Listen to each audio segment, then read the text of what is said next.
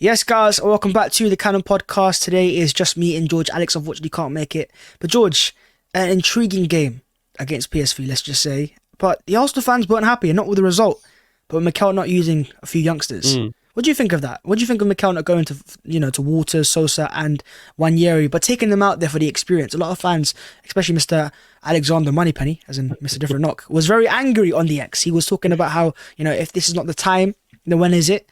I can understand the frustration, but I look at it. I see it personally as Mikel doesn't trust them quite yet in a certain environment unless we're winning 3-0, like we were against Brentford when he brought on Wanyeri. But of course, you've watched a lot of the Arsenal young players over the years, and you know how good these players are. So what do you make of Mikel not turning to them instead of going to the likes of El Neni and Cedric from the start?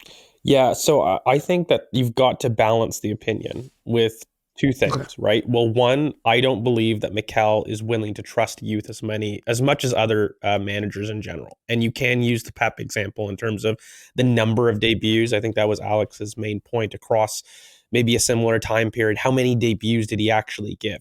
And from that standpoint, I'm in agreement. I'm annoyed. I don't think that some of the players, for example, a Mario Kozier-Dewberry, who rocks up with 17 plus goal and assist last season in the youth, and then you have the last game of the season against Wolves that you have no issues riding on. You don't give a debut to an academy youngster who you have deemed good enough to play against Lyon 6 months before against men. So that logic doesn't line up to me, and I get the frustrations on some specific cases like that. What I don't understand, though, is how him not playing in this game therefore means the 16, 17-year-olds will never get a chance, won't get a chance. That's an extreme on the other end, right? And so that's where I kind of dissuade myself. I'm annoyed that the boys didn't get enough opportunities in general, but I would make that a squad critique and a Mikel critique in general. But on this specific game, look, I understood it. In terms of PSV, they haven't lost at home in something like over 2 years in Europe, right? You're looking at a team that already had something like 8 changes to the regular lineup. It's not just first team environments. When you look at Nwaneri, when he came on, he wasn't in a changed 11. He came on with majority regular starters. And so you have to introduce youth at the right time.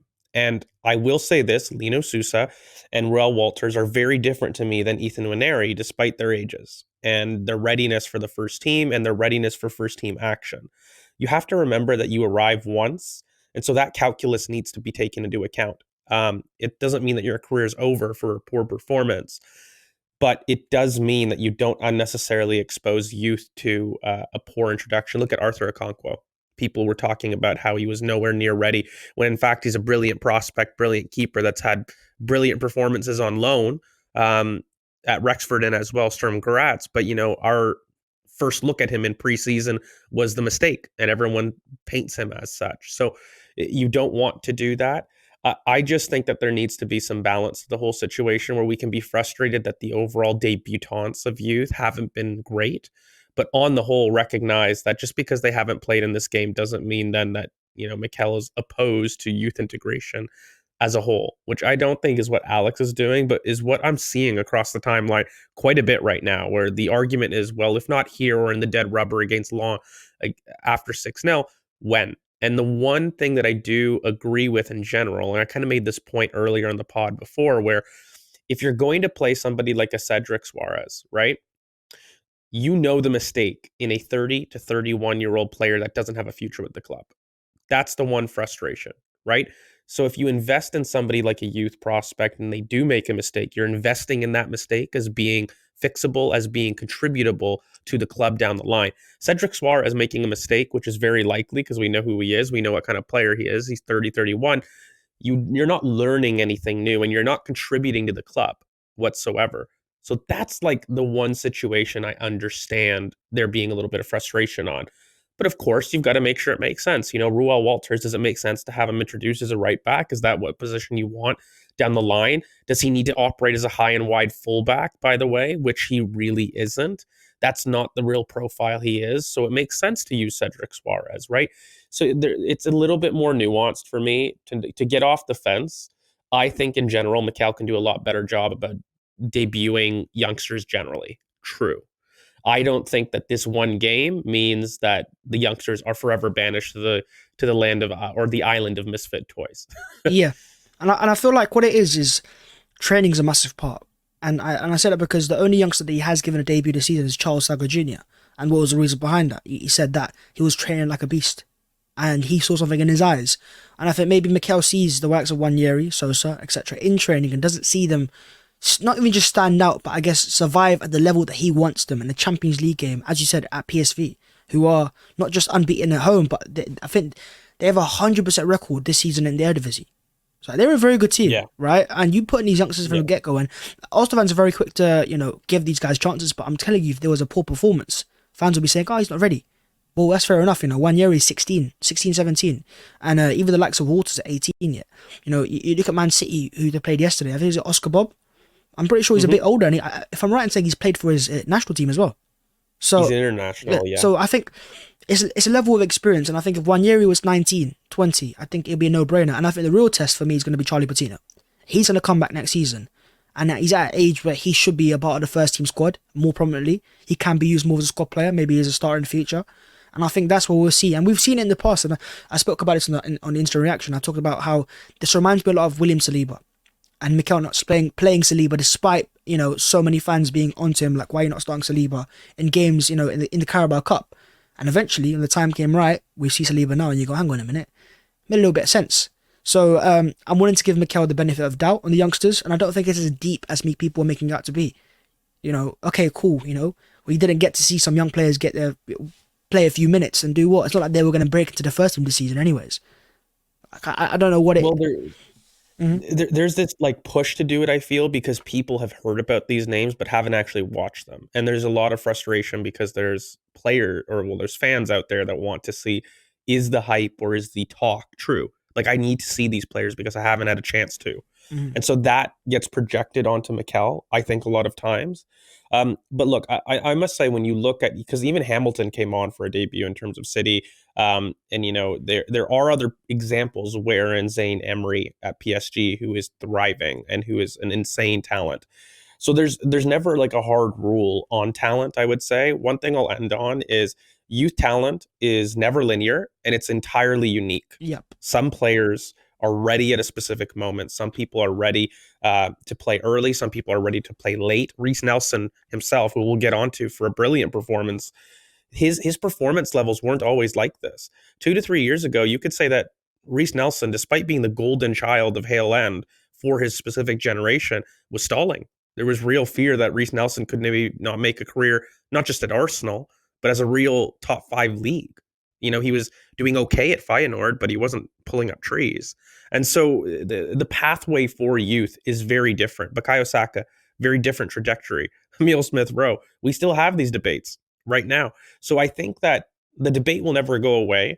I do think that Mikel needs to get a little bit better in terms of debutant and just seniority in general, though, right? Like, I look at even the point with Alexander Lacazette and Aubameyang when we were crying out for Eddie Nketiah to get more opportunities, and at the end of the season, he makes a comment that he hasn't used Eddie Nketiah in the right way or in the manner he deserved, right? So he's still learning as a manager, by the way. And for somebody that is the youngest manager in the league, like, you're going to get those points where you're not sure when to introduce. That is an experience thing as a coach, right? But again, I just think you need to balance it. It doesn't mean that, the youth are forever banished. And it also doesn't mean that Mikel's not willing to change or evolve, or that he can't. And you can critique that. Mikel can be critiqued. But it's just weighing that balance, right? And it is. And I think, as you said, it's what some players get, they grow later. And we talked about him there, Reece Nelson. I mean, that was a tremendous performance. Stats-wise, crazy. And we're talking 5 dribbles completed, 11 ground balls won. Wow. It was a real monster performance of a wide forward. And you look at that performance, you say to yourself, as great as Trossard is as a player, when it comes to playing out wide on the left-hand side and that explosive winger that Arsenal fans just associate Arsenal with, Trossard isn't that profile as much as Nelson is.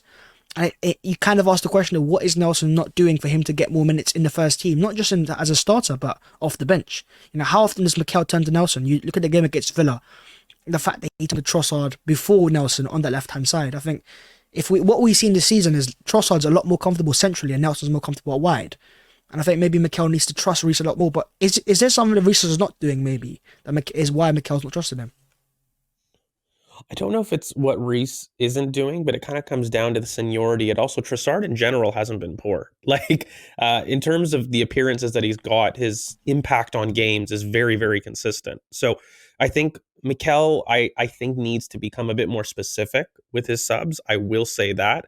For example, you made a point about how Trossard is very good centrally. We know that. Well, for me, he should be exclusively used as either a false nine or as a left eight. And if you do use him as a left wing, he can only be paired with a significant overlapping presence, right? Because that pushes him inside. We know he's not a touchline winger. He doesn't have the same running power in terms of continuing the sprint in longer than 10 to 15 yards. That's the biggest difference between the two. And also, I do think that, Reese has a little bit more about him 1v1, of course, in terms of fixing his opponent and about, creating separation. He's more of a true winger in that sense, right? But I think Reese is knocking on the door, mate. Like, that was an incredible performance. It wasn't a one-off. He's been doing it consistently, where in each of his cameos, he looks like a player that's ready to make an impact, ready to impact the game. And I think he took a step up. Against PSV, for me, he was controlling the tempo of a game. You could see him asking players to hold off, tell them when to pass, and he was just controlling the flow, right? Whenever he received the ball, he was telling people when, where to pass, when to penetrate. He was really organizing our attack, and he took on a real leadership responsibility in that team. And so I'm asking the question. I'll maybe throw it even to you yourself, like Reese Nelson as a profile, right? I think McCallum needs to stop thinking first attacker off the bench, but first roll off the bench. So if you want a touchline winger, Reese is the first option, not Trossard, right? If you want a specific change of a Jesus profile, then sure, Trossard makes a little bit more sense. If you want somebody, I don't know, if you want maybe a little bit more presence up top and you want to go over the top of a press, then yeah, sure, Havertz makes sense as a striker there. I just want him to get a little bit more specific in his subs and not just think, okay, first attacking sub, I need to go to the most inform attacking player. And I want him to fit that role a little bit better because I don't think he's perfect at that yet. Yeah, he seems to lean a lot more to experience than maybe the profile. That's why Trossard, Jorginho get more minutes off the bench than the likes of Nelson. And I think that's a massive part for what he wants. And maybe in terms of Nelson's positioning at times, as Alex spoke about it on the instant reaction of how maybe it's movement. Maybe it's something very basic where we're not seeing it as, we think it's nothing that massive, but for Mikel it's a massive fundamental. And probably that's why I think Eddie Nketiah gets so many minutes for Arsenal, because he has those fundamentals in terms of movement, in terms of where to be, where to receive. And it's massive for Mikel Arteta. But we did see a bit of a surprise sub. Not really, well, for me it was a surprise seeing our boy, Declan, playing as a centre back.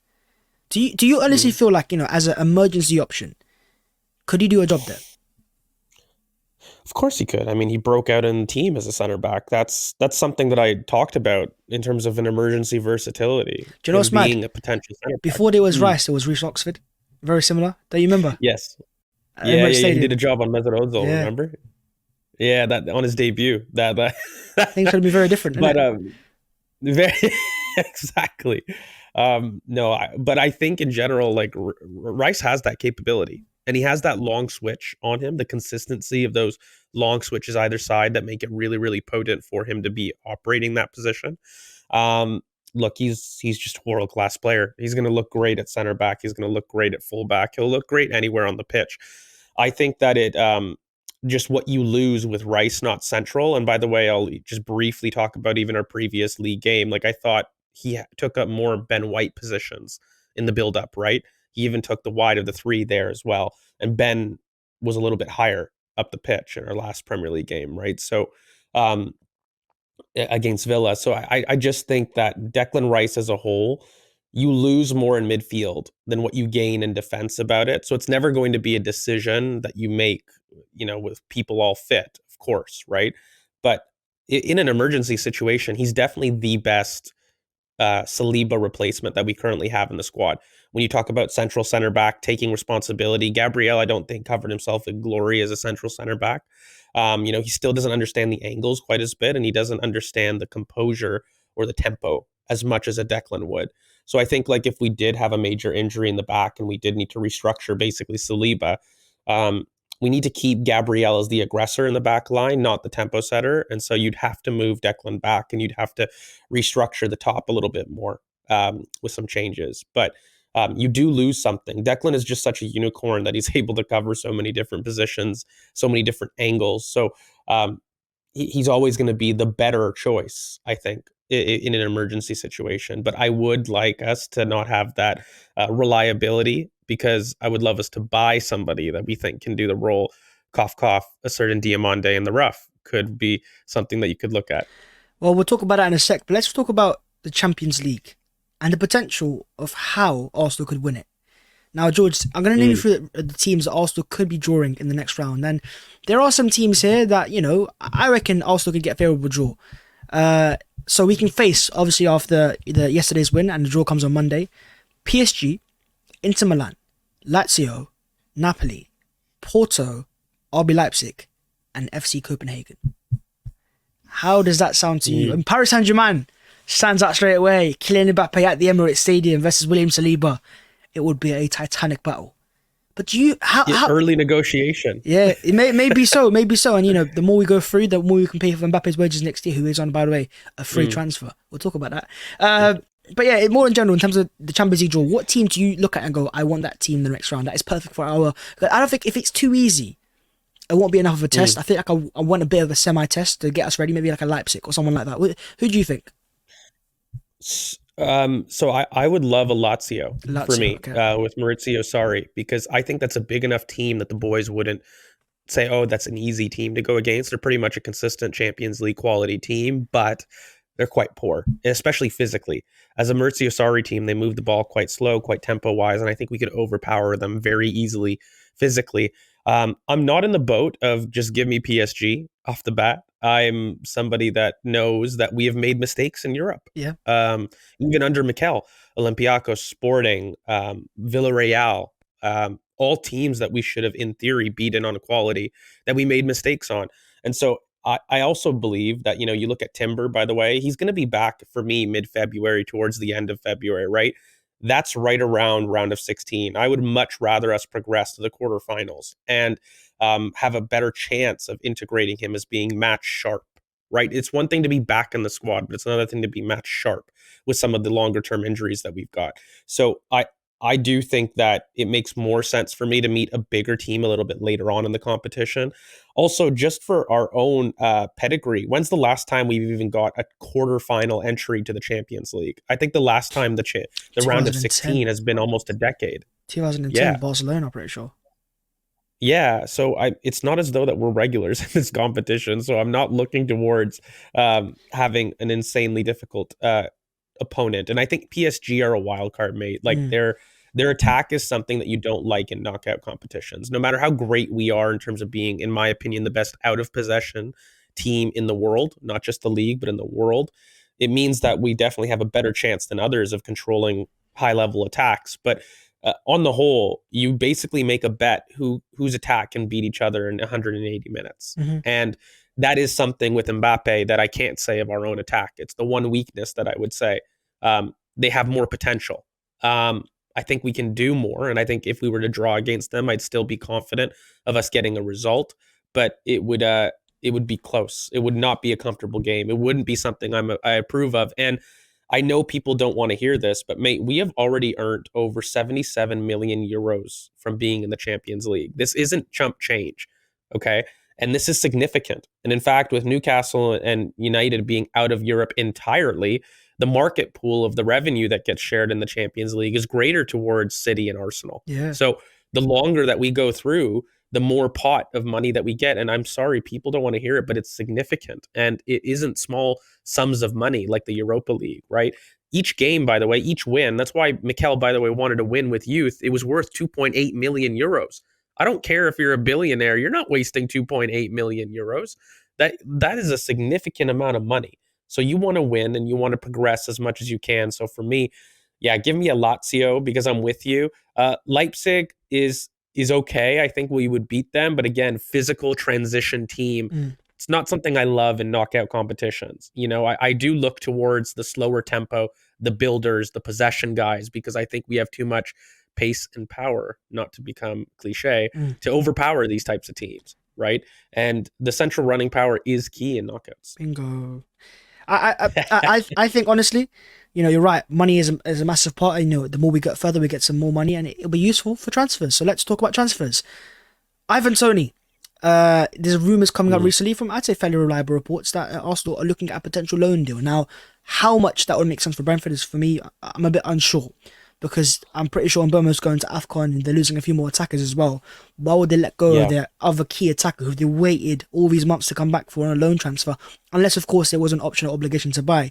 Is that something that you would pursue as a potential? I think if Arsenal, for me, are going to sign a big name player, an expensive signing will be more of a defender. And I think any attacking signing will be more of a loan, short-term deal. What do you make of it? Thanks for checking out the Cannon Podcast. To hear the full episode, sign up as a YouTube member on this channel or go to patreon.com/thecannonpod.